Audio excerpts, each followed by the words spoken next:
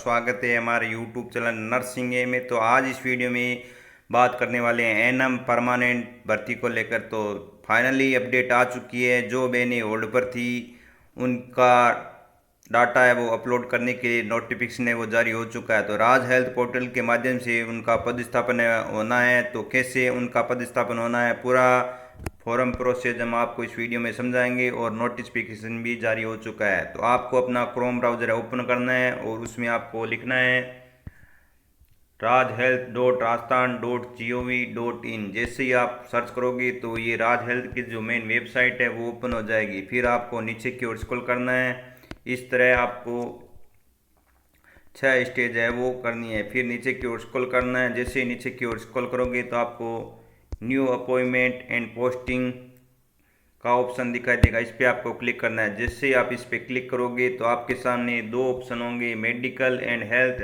NHM.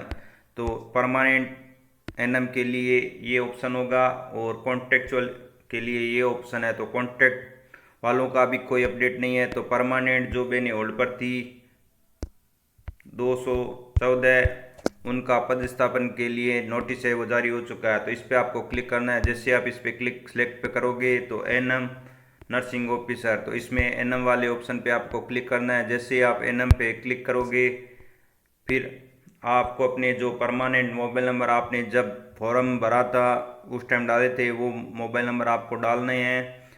जैसे ही वो mobile number आप डालोगे तो सेंड ओटीपी, फिर आपको कैप्चन नंबर डालना है, फिर सेंड ओटीपी करना है। जैसे ही सेंड ओटीपी करोगे तो आपके मोबाइल नंबर पर ओटीपी आ जाएगा। वो ओटीपी आपको वेरीफाई करना है।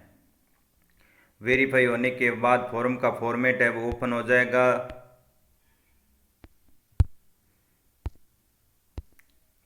तो फॉर्म का फॉर्मेट है आपको ओपन हो जाएगा। फिर आपको स्टेप बाय स्टेप पहले आपको पर्सनल डिटेल डालनी है, फिर आपको क्वालिफिकेशन डालना है।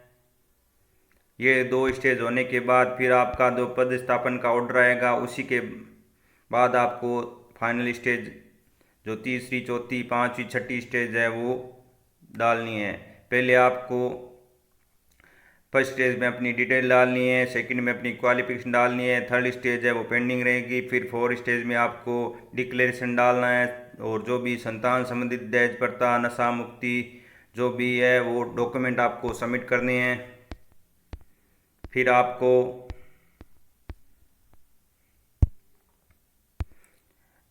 जब आपका पदस्थापन का ऑर्डर जारी हो जाएगा तब आपको चौथा नंबर कॉलम है उसको सबमिट करना है। तो ये नोटिस है वो जारी हो चुका है। होल्ड पर जो बहनें थी उनका एनएम परफॉर्मेंस फीलिंग है वो जारी हो चुका है। तो पूरा नोटिफिकेशन इस पर आप क्लिक करते हैं। जैसे इस पर क्लिक करते हैं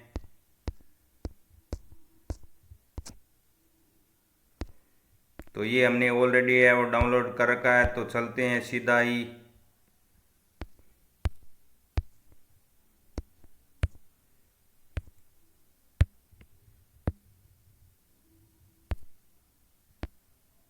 अब काफ़ी स्टूडेंट के सवाल हैं कि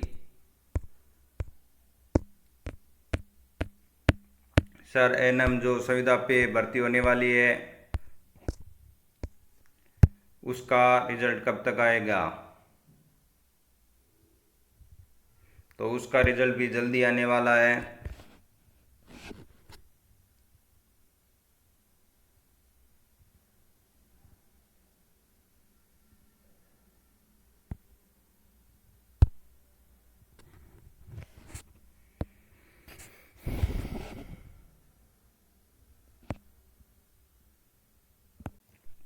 तो फाइनली हमारा ये जो नोटिफिकेशन है वो डाउनलोड हो चुका है। जैसा कि आप स्क्रीन पर देख रहे हैं, राजस्थान सरकार निदेशालय चिकित्सा व स्वास्थ्य परिवार कल्याण सेवाएं राजस्थान जयपुर, ये इसकी वेबसाइट है।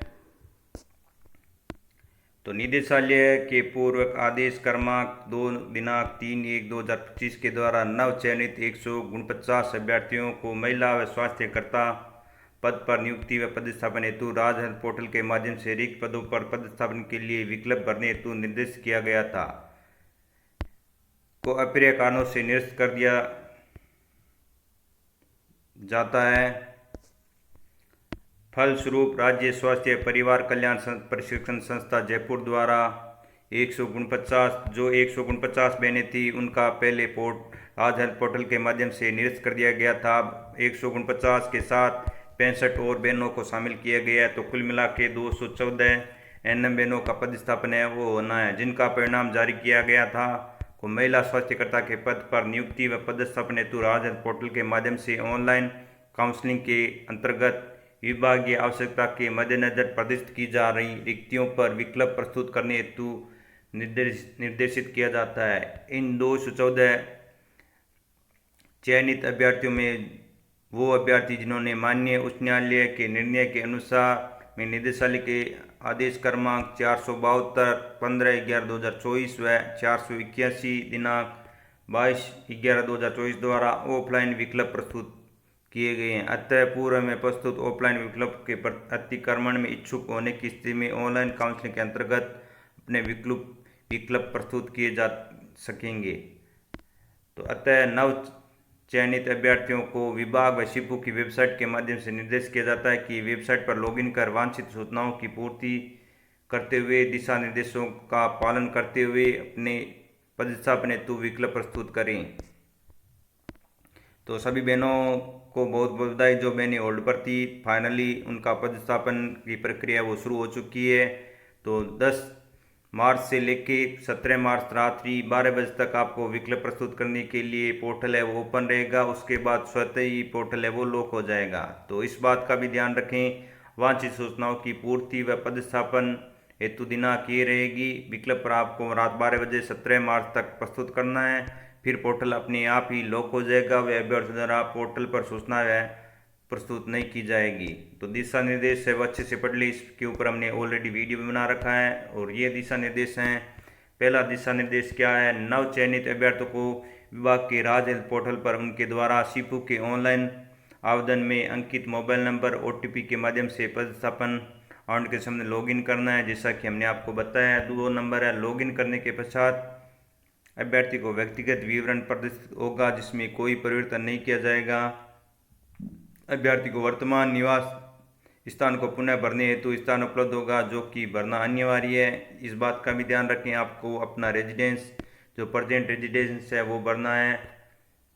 अभ्यर्थी को पोर्टल पर प्रतीक के राजस्थान सरकार की नियमित सेवा में होने या शिपू की वर्तमान किसी नियमित भर्ती में चयनित होने की स्थिति में संबंधित विवरण भरने का विकल्प होगा। उसकी पुष्टि नियंत्रण अधिकारी द्वारा कार्य ग्रहण कराते समय की जाएगी। वह गलत या झूठी सूचना अंकित करने पर आपके खिलाफ अनुशासनात्मक कार्रवाई की जाएगी। अगर